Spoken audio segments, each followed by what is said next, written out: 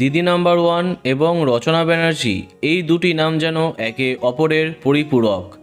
রচনার হাত ধরে যেমন এই শো সফল হয়েছে, তেমনি দিদি নাম্বার ওয়ানের জন্য আরও বেশি জনপ্রিয় হয়েছেন রচনা ব্যানার্জি।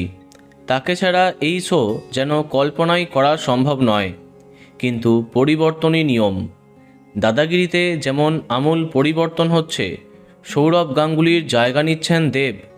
এবার দিদি নাম্বার ওয়ানে বড় পরিবর্তন নিয়ে আসছে কর্তৃপক্ষ।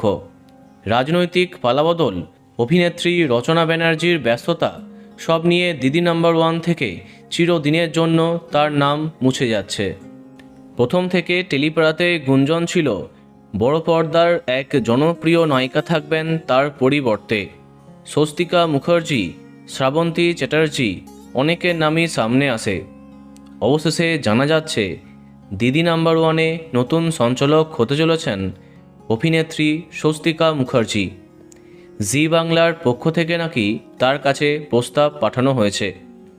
এই বিষয়ে নতুন সঞ্চালিকার কাছে ফোন করা হলে কোনো উত্তর পাওয়া যায়নি, তাই একেবারে কনফার্ম করে বলা যাচ্ছে না।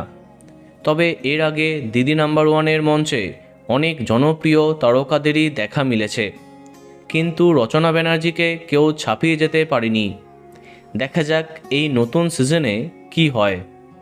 তো বন্ধুরা, এই বিষয়ে তোমার কি মন্তব্য কমেন্টে জানাতে পারো। আর এই রকমই আরও অনেক ভিডিও পেতে সাবস্ক্রাইব কারেন্ট বস। ধন্যবাদ।